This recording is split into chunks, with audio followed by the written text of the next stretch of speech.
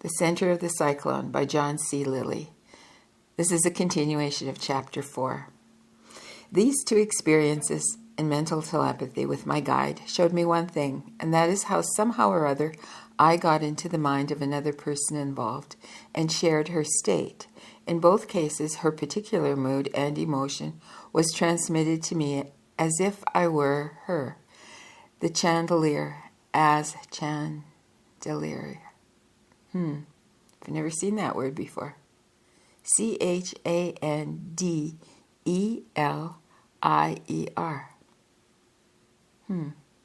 As a direct experience of my own, and the burning bed cover as a symbolic transfer of her anger.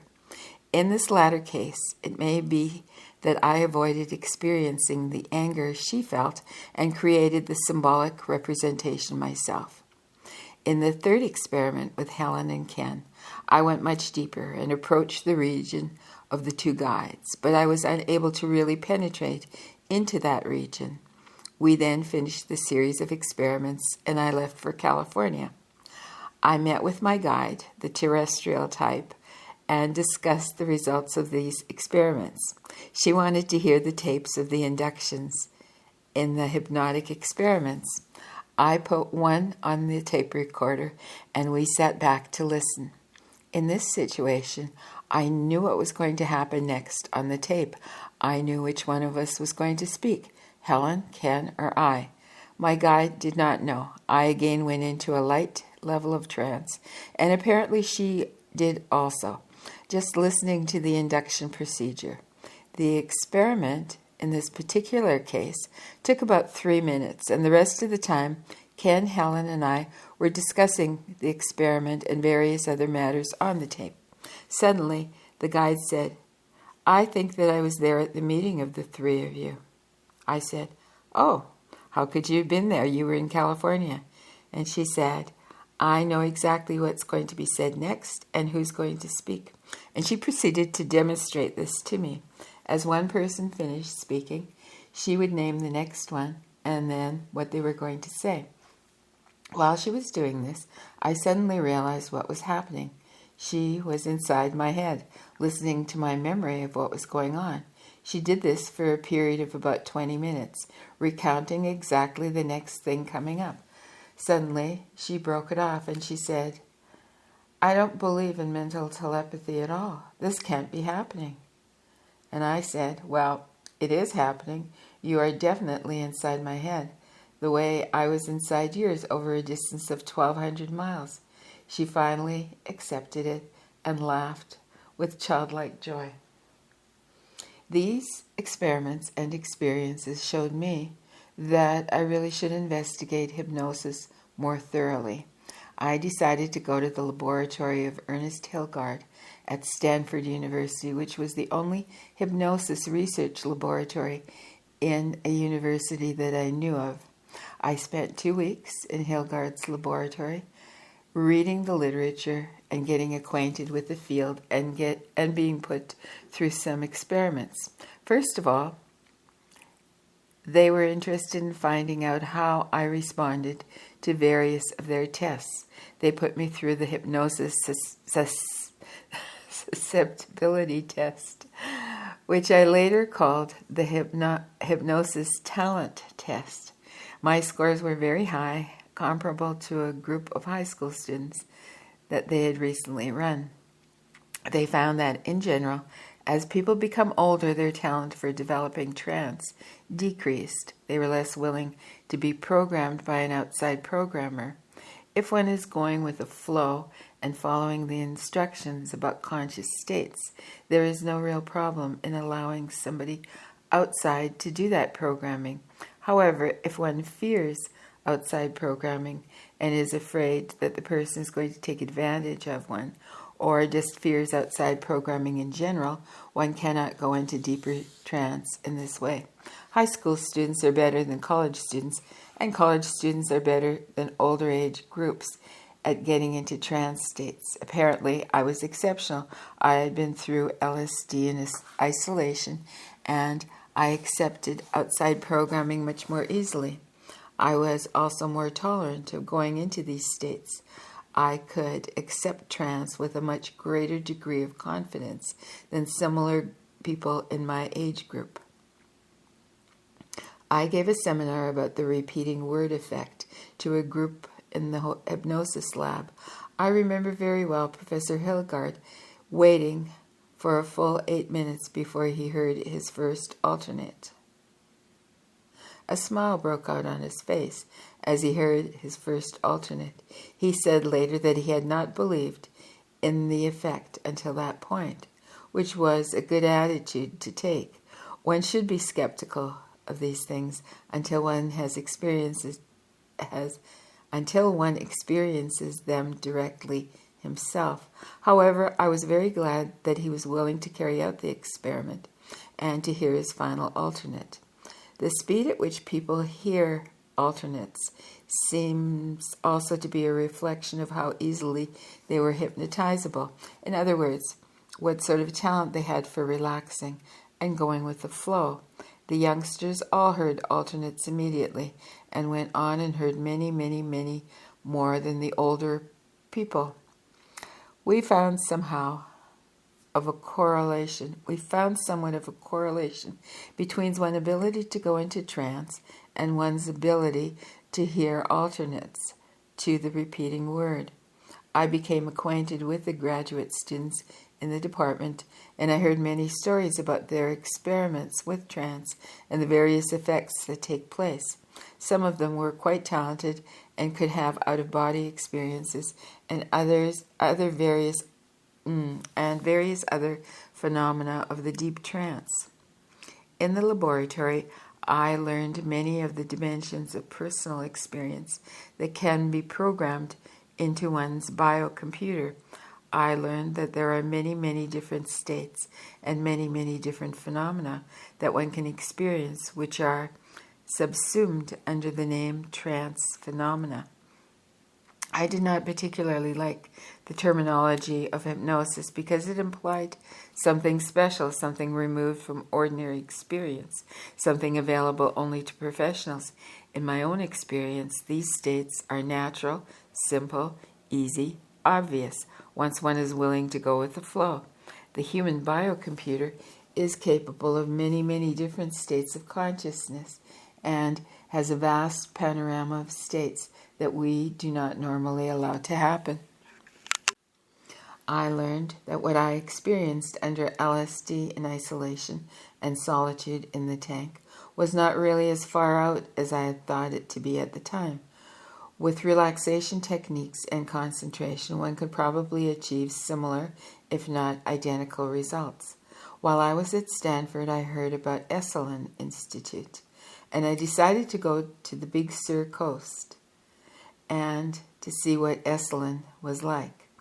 The particular weekend I decided to go, there was a symposium on psychosis as a self-evolving experience.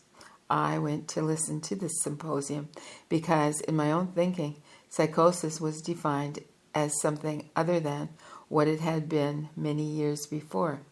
In my new way of thinking about states of consciousness, psychosis was just an unusual state of consciousness into which one had gone, and this somehow or other interfered with other people, and hence one was locked up. I realized that the term psychosis was a cultural, social term, as well as a term having to do with internal states. As with many people, my realization grew when I read the books of two unconventional psychiatrists. And then it says in brackets here, Thomas Szasz, The Myth of Mental Illness, and I'm going to spell his name for you, Szaszz. So Thomas Szasz, The Myth of Mental Illness, and Psychiatric Justice. Oh, that's another book by Szasz. Okay. And Ronald Laing's, Laing, Ronald Laing's The Politics of Experience. The internal states present in psychosis can be multitudinous. At this symposium, psychosis was discussed at length in these terms, and various speakers ranged from a Polish and a Czechoslovakian psychiatrist to some of the Esalen staff people. Their conclusions were that psychosis, as looked at classically, has very little meaning. It is the states of consciousness and the confinement that lead to the evolution of self. Several people present had been through psychotic episodes, and they reported how beneficial this was to their subsequent life. The thing of interest to me was that these people had been able to go into special states of consciousness and stay there for a week, for a day, weeks, or months. This seemed to me to be a surprising kind of talent. With LSD, or the tank, or both, or with hypnosis, I had achieved these states only for a few hours. During these states, I was completely aware that if they were to persist beyond the time of the experiment, my close relatives, friends, and colleagues would be upset. The best thing to do was to come back instead of staying in these states. The essence of psychosis seems to be one that one goes into. No, let me start the sentence again. The essence of psychosis seems to be one goes into one of these special states and then refuses to come back. One may even misuse the state to punish one's relatives or friends by forcing them to take care of one's physical self so that one can stay in that state. Later, I was to read the biography of Ramakrishna by Christopher Isherwood and to appreciate that staying in these special states in India was a good deal easier than it is here in the United States. In the case of Ramakrishna, he had a temple, a sponsor, and lots of helpers around so that he could stay in a state for hours, days, or weeks without anyone interfering with it. In fact, they would facilitate his state because he was known as a holy man. Thus, I learned that the duration of a special state of consciousness is limited by the society in which it is taking place, by social surroundings, by family, and by the arrangements that one can make with the outside world in case one is in these states. In the tank LSD experiments, I had been lucky. They were done in a remote part of a remote island in the Caribbean with no possibility of interference. I had complete control of the surroundings and of the people who were in the surroundings so that there was no danger of their interfering with the states or of missing the information of my being in those states. I stayed at Esalen for 3 days, for the 3 days of the seminar, and became acquainted with the people and with the special environment that was set up there on the Big Sur coast. I learned something of other people in Big Sur and of the advantages for certain purposes of living there. After Esalen, I moved to Maryland, where my new job was awaiting me at the Maryland Psychiatric Research Center at Spring Grove State Hospital. Several of my old friends and acquaintances were working there, and they had asked me to come and work with them in problems and research on LSD and isolation. I arrived at Maryland and I found the research center was not yet finished. We had many conferences and did a lot of in-depth talking with one another, becoming thoroughly acquainted with one another in the fashion that Helen Bonny, Ken Godfrey, and I had done. After several weeks, it turned out I was spending most of my time with Dr. Sandy Unger. We discussed at great length how to design and carry out experiments to find out some of the mechanisms of operation of LSD-25. This group was one of the remaining 6 in the U.S. legally authorized by several government agencies to do research with LSD-25 within a certain limited context. The group had been working for several years with LSD-25 in the treatment of alcoholism. They had selected the worst possible cases of alcoholism in the Baltimore area at the Spring Grove State Hospital and had treated them along the lines of Humphrey Osmond and Abram Hoffer had found successful in Saskatchewan, Canada. In brief, the method consisted of doing intensive individual psychotherapy with each patient an hour a day for 3 weeks. This led toward an intensive psychotherapeutic experience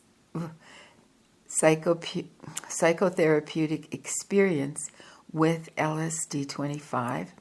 So this led toward an intensive psychotherapeutic experience with LSD-25, followed by a continued psychotherapy for 1 or 2 weeks following the experience. The session itself was an energy programming session, and the psychotherapist doing the programming. There was also an intensive use of music during the session. I had watched several of these sessions via motion pictures and television. I had read all the papers that had been written on the subjects, and I had gone over the results very carefully with them. In general, alcoholics with a degree of severity of alcoholism did not respond to any treatment. Each of these patients had been through multiple forms of therapy without having given up alcohol. It was impressive and exciting to see them give up alcohol for periods ranging from 6 months to 5 years with a single treatment of this sort. The design of the experiment was such that authorization was given for only 1 LSD treatment per patient, and the results were to be evaluated over a long period of time. In order to evaluate scientifically whether or not the single-shot treatment worked, it was necessary to avoid giving a second treatment during the evaluation period of at least 3 to 5 years. There was extensive psychological testing before psychotherapy and also after the LSD during the follow-up period. I decided that I could not know what was going on in this treatment until I had gone through such a session myself. I didn't feel that I could design effective research programs until I had experienced as a subject what the patients were experiencing. My justification for this is a long-standing scientific commitment that I'd made a lot earlier during my period of working on human physiology under H.C. Bazett, B-A-Z-E-T-T, at the University of Pennsylvania, while I was a medical student and in the years following. The rationale of human physiology and psychological investigations goes somewhat as follows. If you are a scientific investigator interested in using human subjects, it is necessary that you follow J.B.S. Haldane's dictum. Let me spell Haldane for you. H-A-L-D-A-N-E.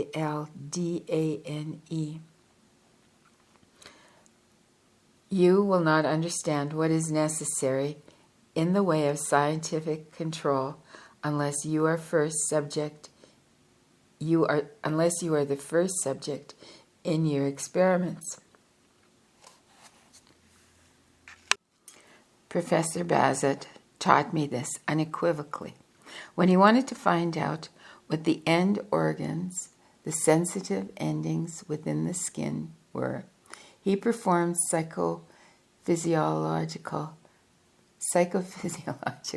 experiments with a cold bath alternating with a hot bath to determine the temperature-sensitive endings in the foreskin on his penis.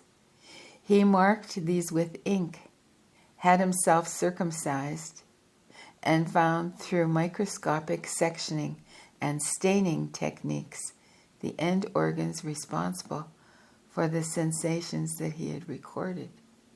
Oh my goodness. All right, let me read this paragraph again. When he wanted to find out what the end organs, and in brackets it says The sensitive endings with the skin, close bracket, were he performed psychophysiological experiments with a cold bath alternating with a hot bath to determine the temperature-sensitive endings in the foreskin on his penis. He marked these with ink.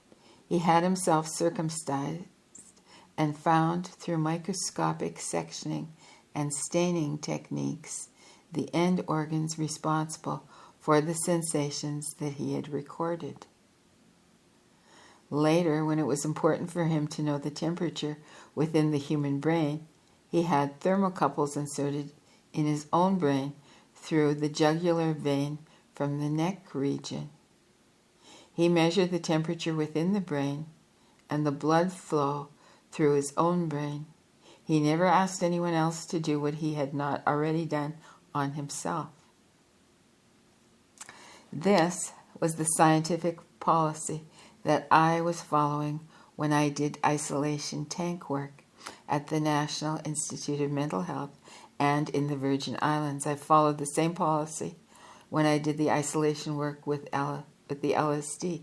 I did not ask any other subjects to do it until I had done it myself.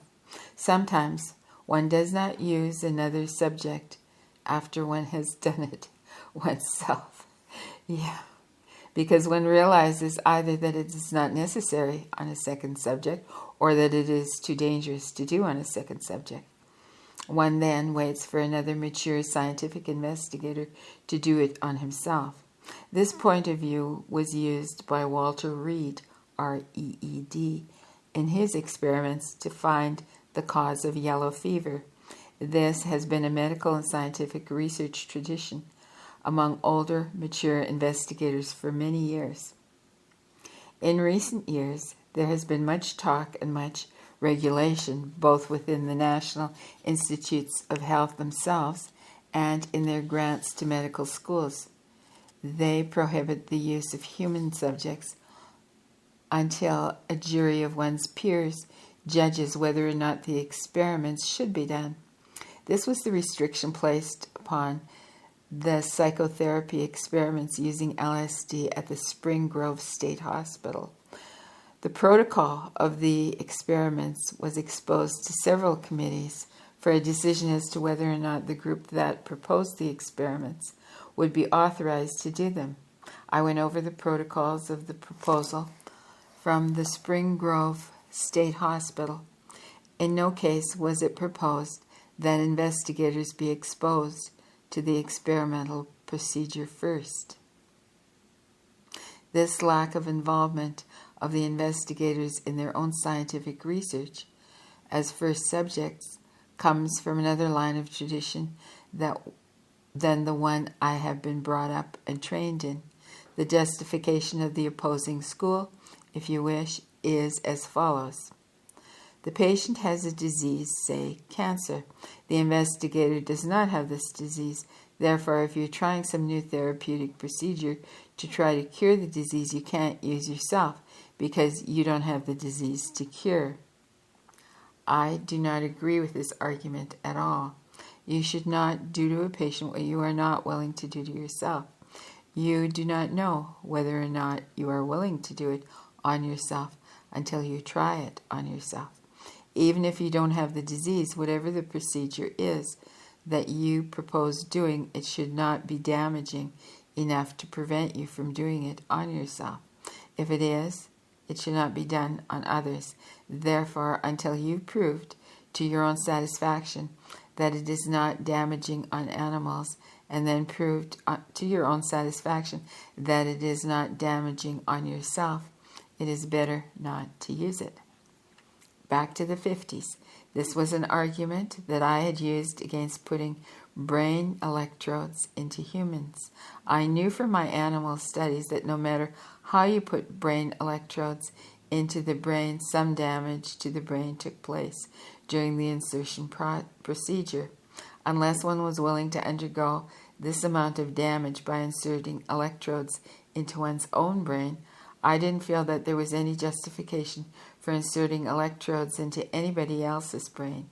This turned out to be a very cogent argument in suppressing the use of brain electrodes. I began to apply the same argument to the LSD work. I found that in reality, at Spring Grove, no one was doing psychotherapeutic work with LSD until they had been through the LSD session themselves as a training procedure.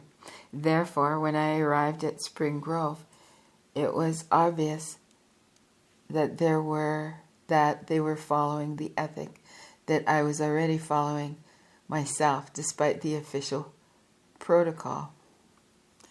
Even though I had extensive experience with LSD in the isolation tank under the particular conditions that I had set up for myself in the Virgin Islands, I had not taken LSD under the circumstances prevailing at Spring Grove.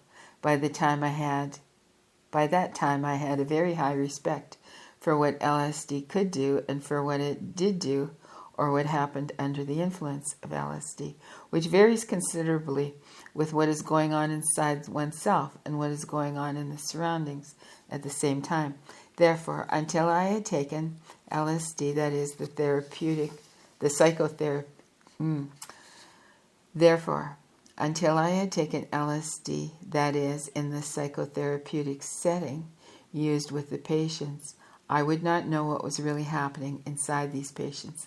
I would not know how that reflected on getting rid of alcohol as a mainstay in their lives.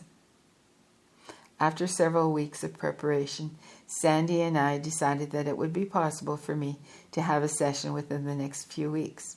At the time, it was very hard to run sessions on the professional personnel because this was not authorized by all the agencies concerned. The large national negative program on LSD was still highly operative and the regulations were extremely restrictive. Since then, training sessions have been authorized. He says this in brackets, since then, training sessions have been authorized. We were proceeding on the high-level medical ethical tradition that the medical scientist does the experiment on himself first. We felt that eventually the committees involved and the various agencies would agree to this point of view. There really is no other way of getting the primary information that one needs.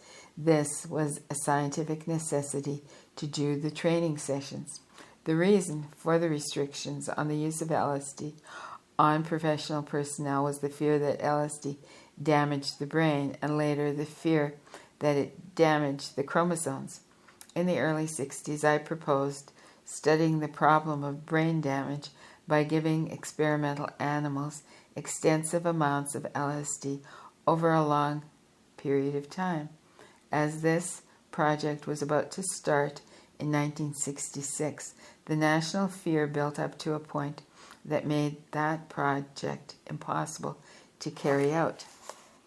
Those of us who had taken LSD a large number of times were extensively tested and found not to have damaged brains.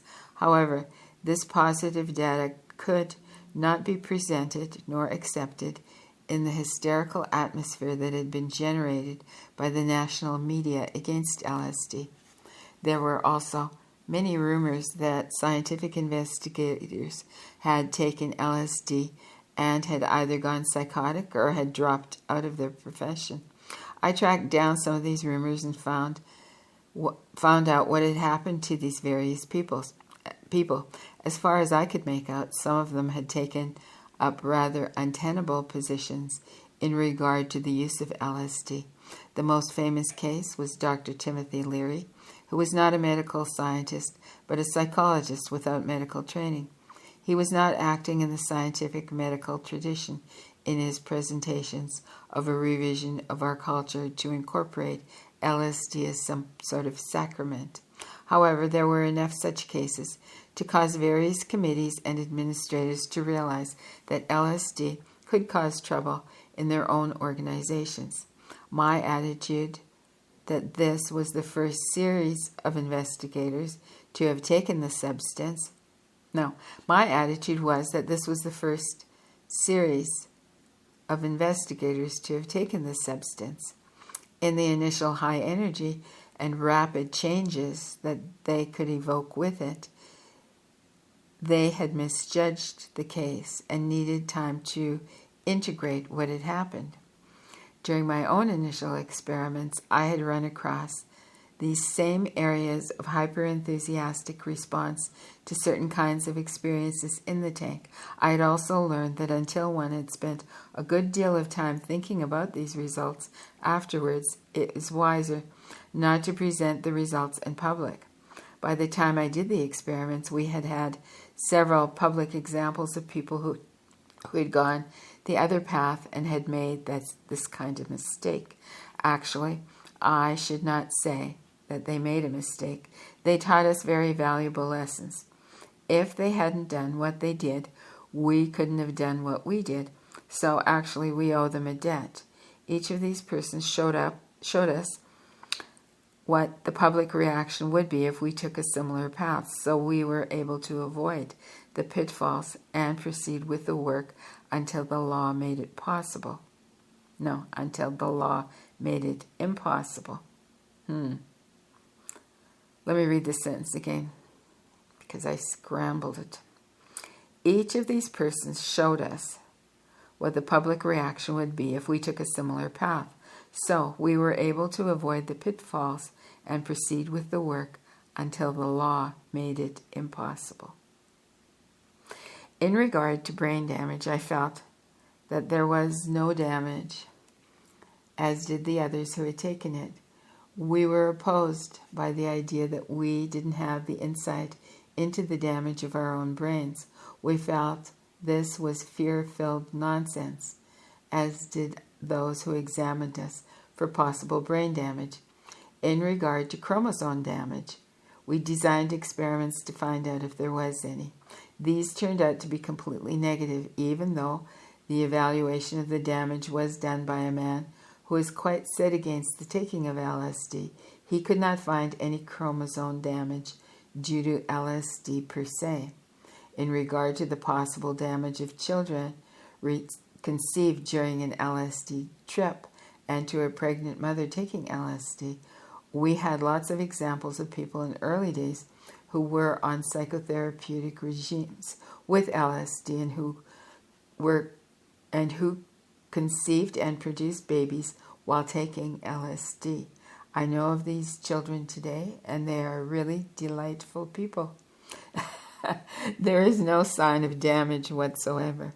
I am reminded of a cartoon that appeared in Cavalier magazine at the time during the height of the public controversy. A long-haired boy is looking up at the poster, and he says, "They are grasping at straws." The poster is a picture of an adolescent with a big sign across it saying, "LSD causes acne." As the national negative program reached its height, the enthusiasm for proving LSD damaging captured